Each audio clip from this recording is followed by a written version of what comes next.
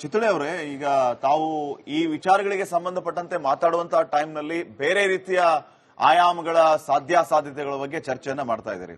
So ಆ ಒಂದು ಚರ್ಚೆಯ ಆಧಾರದ ಮೇಲೆ ನಾವು ಈ 1985ರಲ್ಲಿ ಕನಿಷ್ಕ ವಿಮಾನ ದುರಂತ ನಡೆದಿತ್ತು.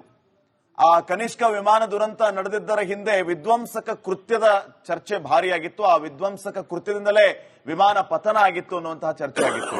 ಸೊ ಇಲ್ಲಿ ಅದರ ಸಾಧ್ಯತೆ ಬಗ್ಗೆ ತಾವು ಮಾತಾಡ್ತಾ ಇದ್ದೀರಿ. ಸೊ ಈ ವಿಧ್ವಂಸಕ ಕೃತ್ಯದಿಂದ ವಿಮಾನ ಪತನ ಆಗುವ ಶಂಕೆ ತಮ್ಮನ್ನ ಕಾಡ್ತಾ ಇದೆಯಾ?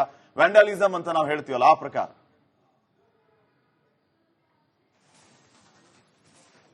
ನೋಡಿ, ನಿನ್ನೆಯಿಂದನೂ ನಾನು ಈ ವಿಷಯದ ಬಗ್ಗೆ ಚರ್ಚೆ ಮಾಡಬೇಕಾದ್ರೆ, ಈಗ ನೋಡಿ, ನಾಳೆ ನಾಡ್ದಂಗೆ DGCA will be questioned, Air India will be questioned, ministry of civil aviation will be questioned, then Adani will be questioned, Ambani will be questioned, lastly Narendra Modi will be questioned. And the toolkit gang will start maligning the India, and there will be a huge loss to Air India. So, ಈಗ already 479 aircrafts ಗಳನ್ನ ಮತ್ತೆ ATR ಗಳನ್ನ, Boeing ಮತ್ತೆ ATR ಗಳನ್ನ air India purchase ಮಾಡ್ತಾ ಇದೆ. ಶ್ರೀಪಾದ್, ಅರ್ಥ ಮಾಡ್ಕೊಳ್ಳಿ, ಇಂಥ ಎಕನಾಮಿಕಲಿ ಮತ್ತೆ ಪೊಲಿಟಿಕಲಿ ಇಂಡಿಯಾಗೆ ಬ್ಯಾಕ್ಲಾಶ್ ಮಾಡಲಿಕ್ಕೆ, ಯಾಕಂದ್ರೆ ನಾವು ತೋರಿಸಿದ ಟೆಕ್ನಾಲಜಿ ಆಪರೇಷನಲ್ ಸಿಂಧೂರನ್ನ ಇಡೀ ವಿಶ್ವ ಬೆಚ್ಚಿ ಬೀಳಿಸಿದೆ. 4 ದಿವಸದಲ್ಲಿ ಎಷ್ಟು ಪ್ರಮಾದದ ಭಾರತ ಟೆಕ್ನಿಕಲಿ ಸೌಂಡ್ ಆಗಿದೆ ಅಂತ. ಈ ದೃಷ್ಟಿಯಿಂದಲೇ ಕೂಡ ನಾವು ವಿಚಾರ ಮಾಡ್ತಾ ಇದ್ದೇವೆ, what will be the exact reason for this accident which has happened. ಆದ್ರೆ ನನ್ನ ವಿಚಾರ ಏನಾದ್ರೂ ಕರೆಕ್ಟ್ ಆಗಿದ್ರೆ, I think I may be right that sabotage is the only angle. Something was there in that aircraft. ಯಾಕಂದ್ರೆ thrust ಆಗಿಲ್ಲ, ನಮ್ಮ pilot ಸಾಹೇಬ್ರು ಹೇಳಿದ್ರು. ಥ್ರಸ್ಟ್ ಆಗಿಲ್ಲ ಅಂದ್ರೆ ಸ್ಟಾರ್ಟಿಂಗ್ ನಿಂದಾನೇ ಥ್ರಸ್ಟ್ ಆಗ್ತಾ ಇದ್ದಿದ್ದಿಲ್ಲ, ರನ್ವೇನಿಂದಾನೇ ಅದು ಏರ್ಪೋರ್ಟ್ ಗೋಡೆ ಡ್ಯಾಶ್ ಹೊಡ್ತಿತ್ತು. ಥ್ರಸ್ಟ್ ಆಗಿದೆ ಅಂದ್ರೆ there is not a thrust. 2 engine fail ಆಗೋ ಪ್ರಶ್ನೆನೇ ಇಲ್ಲ. ಬರ್ಡ್ ಹಿಟ್ ಆದ್ರೆ 1 ಇಂಜಿನ್ ಚಾಲೂನೇ ಇರ್ತದೆ. ಸರ್, ತುಂಬಾ ವಿಚಾರ ಕಾಡ್ತಾ ಇದೆ. ಆಮೇಲೆ ಏವಿಯೇಷನ್ ನಲ್ಲಿ 50 ಜನ ಸೈನ್ ಮಾಡ್ತಾ ಇದ್ದಾರೆ ಶ್ರೀಪಾದ್, ಇನ್ಕ್ಲೂಡಿಂಗ್ ದ ಗ್ರೌಂಡ್ ಕ್ರೂಲಿಂದ ಹಿಡ್ಕೊಂಡು pilot. When he seize the certification, ನಿಮ್ ಪ್ಯಾನೆಲ್ ನಲ್ಲಿ ಪೈಲಟ್ಸ್ ಗಳ ಕೇಳಿ, ಸರ್ಟಿಫಿಕೇಶನ್ ನೋಡಿದ ಮೇಲೂ ಕೂಡ ಪೈಲಟ್ ಒಂದ್ಸತೆ ಏರ್ಕ್ರಾಫ್ಟಿನ ಸರೌಂಡಿಂಗ್ ಚೆಕ್ ಮಾಡಿ ಕೂಡ ಕಾಕ್ಪಿಟ್ ನಲ್ಲಿ ಒಳಗಡೆ ಹೋಗಿರ್ತಾರೆ. ಆದ್ರೆ ಈ ತರ ದುರಂತ ಆಗಲಿಕ್ಕೆ ಸಬೋಟೇಜ್ ಏನೊಂದು ಕಾರಣ ಇರಬಹುದಾ ಅಂತ ನಂಗೆ ಈ ವಿಚಾರ ಕಾಡ್ತಾ ಇದೆ. ಆದ್ರೆ at the end of the day, the loser will be Air India, and people, and the beneficiary will be those European countries. ಅವರು 5 ಏರ್ಲೈನರ್ಸ್ ಇದ್ದಾರೆ. ಇನ್ನು ಮುಂದೆ ಜನ ಏರ್ಲೈನ್ ನಲ್ಲಿ ಹೋಗಬಾರ್ದು ಅಂತ ಈ ತರ ಎಲ್ಲ ನಮ್ಮ ಇಂಡಿಯನ್ ಇಮೇಜ್ ಅನ್ನ ಬ್ಲಾಕ್ಲಾಶ್ ಮಾಡೋ ಪ್ರಯತ್ನ ಕೂಡ ಆಗ್ತದೆ. ಆದ್ರೆ DGCA ಮತ್ತು airport authority of India should take such a action that they should convince the people of India that there was not a mistake from the Air India ಅಂತ ಹೇಳ್ಬೋದು. Very valuable comments Mohan Chittale ಅವರೇ. ಅತ್ಯಂತ ಮೌಲಿಕವಾದ ಸಲಹೆಯನ್ನ ಕೊಟ್ಟಿದ್ದೀರಾ. ಧನ್ಯವಾದಗಳು. Republic ನೊಂದಿಗೆ ಮಾತನಾಡಿದ್ದಕ್ಕೆ, republic ಕನ್ನಡದೊಂದಿಗೆ ನಿಮ್ಮ ಅಭಿಪ್ರಾಯವನ್ನು ಹಂಚಿಕೊಂಡಿದ್ದಕ್ಕೆ ಧನ್ಯವಾದಗಳು. ಹಾಗೆ ಪೂಜಾ ಸಾದಂಗಿ, ತಮಗೂ ಕೂಡ ಅನಂತ ಧನ್ಯವಾದಗಳು ನಮ್ಮ ಜೊತೆ ನಿಮ್ಮ ಸಮಯವನ್ನು ಹಂಚಿಕೊಂಡಿದ್ದಕ್ಕೆ. ಹಾಗೆ ಸಮರ್ಥ ಹೆಗಡೆ, ತಮಗೂ ಕೂಡ ಥ್ಯಾಂಕ್ಸ್ ಅ ಲಾಟ್ ಕಾರ್ಯಕ್ರಮಕ್ಕೆ ಬಂದಿದ್ದಕ್ಕೆ. ವೀಕ್ಷಕರೇ, ಏನೇ ಆಗಲಿ, ಮೋಹನ್ ಚಿತ್ತಾಳೆ ಅವರು ಹೇಳ್ತಾ ಇದ್ದಾಗ ಇದು ಕೇವಲ ಏರ್ ಇಂಡಿಯಾಕ್ಕೆ ಆದ ಲಾಸ್ ಅಷ್ಟೇ ಅಲ್ಲ, ಇದು ಇಡೀ ಇಂಡಿಯಾಕ್ಕೆ ಆಗಿರ್ತಕ್ಕಂತಹ ಲಾಸ್. ಇದು ಭಾರತ ಅನುಭವಿಸ್ತಾ ಇರ್ತಕ್ಕಂಥ ನಷ್ಟ, ಜೀವಗಳ ನಷ್ಟ, ಜೊತೆಗೆ ನಮ್ಮ ಭಾರತದ ಪ್ರತಿಷ್ಠೆಯ ನಷ್ಟ, ಇದೆಲ್ಲವೂ ಕೂಡ ಆಗಿದೆ. ಇದ್ರ ಬಗ್ಗೆ ಖಂಡಿತವಾಗ್ಲೂ ಕೇಂದ್ರ ವಿಮಾನಯಾನ ಸಚಿವಾಲಯ ಗಂಭೀರ ಕ್ರಮವನ್ನು ತಗೊಳುತ್ತೆ ಅಂತ ಆಶಿಸೋಣ. ಭಾರತದ ಏವಿಯೇಷನ್ ಇಂಡಸ್ಟ್ರಿ ಬಗ್ಗೆ ಜನಗಳ ವಿಶ್ವಾಸ ಮತ್ತೆ ಪುನರ್ಸ್ಥಾಪಿತ ಆಗಲಿ. ಚಿತ್ತಳೆ ಅವರೇ, ಈಗ ತಾವು ಈ ವಿಚಾರಗಳಿಗೆ ಸಂಬಂಧಪಟ್ಟಂತೆ ಮಾತಾಡುವಂತಹ ಟೈಮ್ ನಲ್ಲಿ ಬೇರೆ ರೀತಿಯ ಆಯಾಮಗಳ ಸಾಧ್ಯತೆಗಳ ಬಗ್ಗೆ ಚರ್ಚೆಯನ್ನ ಮಾಡ್ತಾ ಇದ್ದೀರಿ. ಸೊ ಆ ಒಂದು ಚರ್ಚೆಯ ಆಧಾರದ ಮೇಲೆ ನಾವು ಈ 1985ರಲ್ಲಿ ಕನಿಷ್ಕ ವಿಮಾನ ದುರಂತ ನಡೆದಿತ್ತು. ಆ ಕನಿಷ್ಕ ವಿಮಾನ ದುರಂತ ನಡೆದಿದ್ದರ ಹಿಂದೆ ವಿಧ್ವಂಸಕ ಕೃತ್ಯದ ಚರ್ಚೆ ಭಾರಿಯಾಗಿತ್ತು. ಆ ವಿಧ್ವಂಸಕ ಕೃತ್ಯದಿಂದಲೇ ವಿಮಾನ ಪತನ ಆಗಿತ್ತು ಅನ್ನುವಂತಹ ಚರ್ಚೆ ಆಗಿತ್ತು. ಸೊ ಇಲ್ಲಿ ಅದರ ಸಾಧ್ಯತೆ ಬಗ್ಗೆ ತಾವು ಮಾತಾಡ್ತಾ ಇದ್ದೀರಿ. ಸೊ ಈ ವಿಧ್ವಂಸಕ ಕೃತ್ಯದಿಂದ ವಿಮಾನ ಪತನ ಆಗುವ ಶಂಕೆ ತಮ್ಮನ್ನ ಕಾಡ್ತಾ ಇದೆಯಾ? ವ್ಯಾಂಡಲಿಸಂ ಅಂತ ನಾವು ಹೇಳ್ತೀವಲ್ಲ, ಆ ಪ್ರಕಾರ?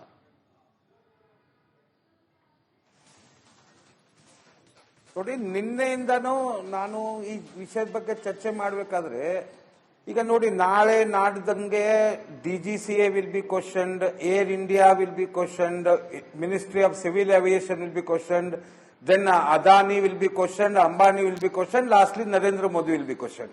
And the toolkit gang will start maligning the India, and there will be a huge loss to Air India. So, ಈಗ already 479 aircrafts ಗಳನ್ನ ಮತ್ತೆ ATR ಗಳನ್ನ ಬೋಯಿಂಗ್ ಮತ್ತೆ ATR ಗಳನ್ನ ಏರ್ ಇಂಡಿಯಾ ಪರ್ಚೇಸ್ ಮಾಡ್ತಾ ಇದೆ ಶ್ರೀಪಾದ್. ಅರ್ಥ ಮಾಡ್ಕೊಳ್ಳಿ, ಇಂಥ ಎಕನಾಮಿಕಲಿ ಮತ್ತೆ ಪೊಲಿಟಿಕಲಿ ಇಂಡಿಯಾಗೆ ಬ್ಯಾಕ್ಲ್ಯಾಶ್ ಮಾಡಲಿಕ್ಕೆ, ಯಾಕಂದ್ರೆ ನಾವು ತೋರಿಸಿದ ಟೆಕ್ನಾಲಜಿ ಆಪರೇಷನಲ್ ಸಿಂಧೂರನ್ನ ಇಡೀ ವಿಶ್ವ ಬೆಚ್ಚಿ ಬೀಳಿಸಿದೆ. 4 ದಿವಸದಲ್ಲಿ ಎಷ್ಟು ಪ್ರಮಾದದ ಭಾರತ ಟೆಕ್ನಿಕಲಿ ಸೌಂಡ್ ಆಗಿದೆ ಅಂತ. ಈ ದೃಷ್ಟಿಯಿಂದನೇ ಕೂಡ ನಾವು ವಿಚಾರ ಮಾಡ್ತಾ ಇದ್ದೇನೆ, what will be the exact reason for this accident which has happen. ಆದ್ರೆ ನಂದು ವಿಚಾರ ಏನಾದ್ರೂ ಕರೆಕ್ಟ್ ಆಗಿದ್ರೆ, I think I may be right that sabotage is the only angle. Something was there in that aircraft. ಯಾಕಂದ್ರೆ thrust ಆಗಿಲ್ಲ, ನಮ್ಮ pilot Saheb ಹೇಳಿದ್ರು. Thrust ಆಗಿಲ್ಲ ಅಂದ್ರೆ ಸ್ಟಾರ್ಟಿಂಗ್ ನಿಂದಾನೇ ಥ್ರಸ್ಟ್ ಆಗ್ತಾ ಇದ್ದಿದ್ದಲ್ಲ, ರನ್ವೇದಿಂದಾನೇ ಅದು ಏರ್ಪೋರ್ಟ್ ಗೋಡೆ ಡ್ಯಾಶ್ ಹೊಡ್ತಿತ್ತು. ಥ್ರಸ್ಟ್ ಆಗಿದೆ ಅಂದ್ರೆ there is not a thrust. 2 engine fail ಆಗೋ ಪ್ರಶ್ನೆನೇ ಇಲ್ಲ. ಬರ್ಡ್ ಹಿಟ್ ಆದ್ರೆ ಒಂದು ಇಂಜಿನ್ ಚಾಲೂನೇ ಇರ್ತದೆ.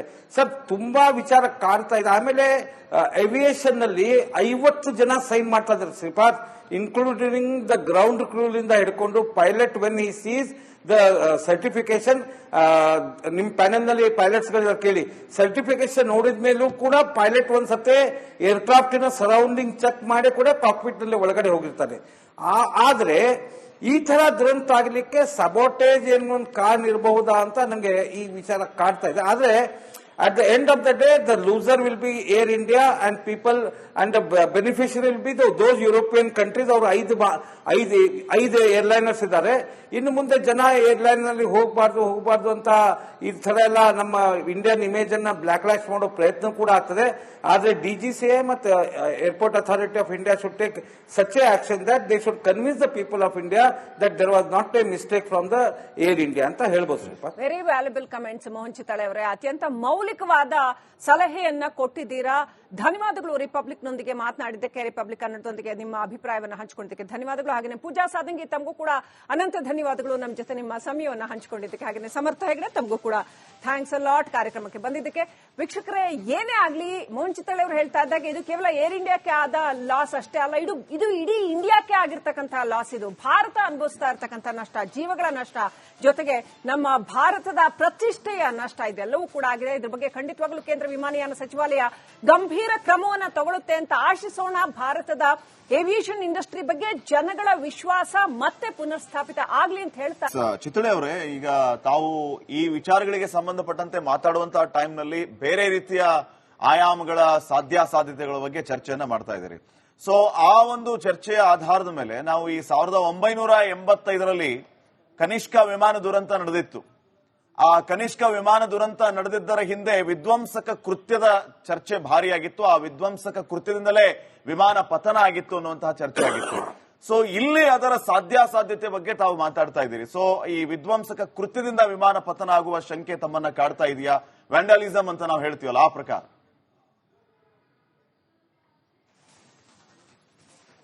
ನೋಡಿ, ನಿನ್ನೆಯಿಂದನೂ ನಾನು ಈ ವಿಷಯದ ಬಗ್ಗೆ ಚರ್ಚೆ ಮಾಡಬೇಕಾದ್ರೆ, ಈಗ ನೋಡಿ, ನಾಳೆ ನಾಡ್ದಂಗೆ DGCA will be questioned, Air India will be questioned, ministry of civil aviation will be questioned, then Adani will be questioned, Ambani will be questioned, lastly Narendra Modi will be questioned. And the toolkit gang will start maligning the India, and there will be a huge loss to Air India. So, ಈಗ already 479 aircrafts ಗಳನ್ನ ಮತ್ತೆ ATR ಗಳನ್ನ, Boeing ಮತ್ತೆ ATR ಗಳನ್ನ air India purchase ಮಾಡ್ತಾ ಇದೆ ಶ್ರೀಪಾದ್. ಅರ್ಥ ಮಾಡ್ಕೊಳ್ಳಿ, ಇಂಥ ಎಕನಾಮಿಕಲಿ ಮತ್ತೆ ಪೊಲಿಟಿಕಲಿ ಇಂಡಿಯಾಗೆ ಬ್ಯಾಕ್ಲ್ಯಾಶ್ ಮಾಡಲಿಕ್ಕೆ, ಯಾಕಂದ್ರೆ ನಾವು ತೋರಿಸಿದ ಟೆಕ್ನಾಲಜಿ ಆಪರೇಷನಲ್ ಸಿಂಧೂರನ್ನ ಇಡೀ ವಿಶ್ವ ಬೆಚ್ಚಿ ಬೀಳಿಸಿದೆ. 4 ದಿವಸದಲ್ಲಿ ಎಷ್ಟು ಪ್ರಮಾದದ ಭಾರತ ಟೆಕ್ನಿಕಲಿ ಸೌಂಡ್ ಆಗಿದೆ ಅಂತ. ಈ ದೃಷ್ಟಿಯಿಂದನೇ ಕೂಡ ನಾವು ವಿಚಾರ ಮಾಡ್ತಾ ಇದ್ದೇನೆ, what will be the exact reason for this accident which has happen. ಆದ್ರೆ ನಂದು ವಿಚಾರ ಏನಾದ್ರೂ ಕರೆಕ್ಟ್ ಆಗಿದ್ರೆ, I think I may be right that sabotage is the only angle. Something was there in that aircraft. ಯಾಕಂದ್ರೆ thrust ಆಗಿಲ್ಲ, ನಮ್ಮ pilot Saheb ಹೇಳಿದ್ರು. Thrust ಆಗಿಲ್ಲ ಅಂದ್ರೆ ಸ್ಟಾರ್ಟಿಂಗ್ ನಿಂದಾನೇ ಥ್ರಸ್ಟ್ ಆಗ್ತಾ ಇದ್ದಿದ್ದಲ್ಲ, ರನ್ವೇದಿಂದಾನೇ ಅದು ಏರ್ಪೋರ್ಟ್ ಗೋಡೆ ಡ್ಯಾಶ್ ಹೊಡ್ತಿತ್ತು. ಥ್ರಸ್ಟ್ ಆಗಿದೆ ಅಂದ್ರೆ there is not a thrust. 2 engine fail ಆಗೋ ಪ್ರಶ್ನೆನೇ ಇಲ್ಲ. ಬರ್ಡ್ ಹಿಟ್ ಆದ್ರೆ ಒಂದು ಇಂಜಿನ್ ಚಾಲೂನೇ ಇರ್ತದೆ. ಸರ್ ತುಂಬಾ ವಿಚಾರ ಕಾಡ್ತಾ ಇದೆ. ಆಮೇಲೆ ಏವಿಯೇಷನ್ ನಲ್ಲಿ 50 ಜನ ಸೈನ್ ಮಾಡ್ತಾ ಇದ್ದಾರೆ ಶ್ರೀಪಾದ್, ಇನ್ಕ್ಲೂಡಿಂಗ್ ದ ಗ್ರೌಂಡ್ ಕ್ರೂಲಿಂದ ಹಿಡ್ಕೊಂಡು pilot when he seize the certification. ನಿಮ್ ಪ್ಯಾನೆಲ್ ನಲ್ಲಿ ಪೈಲಟ್ಸ್ ಗಳ ಕೇಳಿ, ಸರ್ಟಿಫಿಕೇಶನ್ ನೋಡಿದ ಮೇಲೂ ಕೂಡ ಪೈಲಟ್ ಒಂದ್ಸತೆ ಏರ್ಕ್ರಾಫ್ಟಿನ ಸರೌಂಡಿಂಗ್ ಚೆಕ್ ಮಾಡಿ ಕೂಡ ಕಾಕ್ಪಿಟ್ ನಲ್ಲಿ ಒಳಗಡೆ ಹೋಗಿರ್ತಾರೆ. ಆದ್ರೆ ಈ ತರ ದುರಂತ ಆಗಲಿಕ್ಕೆ ಸಬೋಟೇಜ್ ಏನು ಒಂದು ಕಾರಣ ಇರಬಹುದಾ ಅಂತ ನಂಗೆ ಈ ವಿಚಾರ ಕಾಡ್ತಾ ಇದೆ. ಆದ್ರೆ at the end of the day, the loser will be Air India and people, and the beneficiary will be those European countries. ಅವರು 5 ಏರ್ಲೈನರ್ಸ್ ಇದ್ದಾರೆ. ಇನ್ನು ಮುಂದೆ ಜನ ಏರ್ಲೈನ್ ನಲ್ಲಿ ಹೋಗಬಾರ್ದು ಅಂತ ಈ ತರ ಎಲ್ಲ ನಮ್ಮ ಇಂಡಿಯನ್ ಇಮೇಜ್ ಅನ್ನ ಬ್ಲಾಕ್ ಮಾಡೋ ಪ್ರಯತ್ನ ಕೂಡ ಆಗ್ತದೆ. ಆದ್ರೆ DGCA ಮತ್ತು airport authority of India should take such a action that they should convince the people of India that there was not a mistake from the Air India ಅಂತ ಹೇಳ್ಬೋದು ಸ್ವಲ್ಪ. Very valuable comments Mohan Chittale ಅವರೇ. ಅತ್ಯಂತ ಮೌಲಿಕವಾದ ಸಲಹೆಯನ್ನ ಕೊಟ್ಟಿದ್ದೀರಾ. ಧನ್ಯವಾದಗಳು. Republic ನೊಂದಿಗೆ ಮಾತನಾಡಿದ್ದಕ್ಕೆ, republic ಕನ್ನಡದೊಂದಿಗೆ ನಿಮ್ಮ ಅಭಿಪ್ರಾಯವನ್ನು ಹಂಚಿಕೊಂಡಿದ್ದಕ್ಕೆ ಧನ್ಯವಾದಗಳು. ಹಾಗೆ ಪೂಜಾ ಸಾದಂಗಿ ತಮಗೂ ಕೂಡ ಅನಂತ ಧನ್ಯವಾದಗಳು ನಮ್ಮ ಜೊತೆ ನಿಮ್ಮ ಸಮಯವನ್ನು ಹಂಚಿಕೊಂಡಿದ್ದಕ್ಕೆ. ಹಾಗೆ ಸಮರ್ಥ ಹೆಗಡೆ ತಮಗೂ ಕೂಡ ಥ್ಯಾಂಕ್ಸ್ ಅ ಲಾಟ್ ಕಾರ್ಯಕ್ರಮಕ್ಕೆ ಬಂದಿದ್ದಕ್ಕೆ.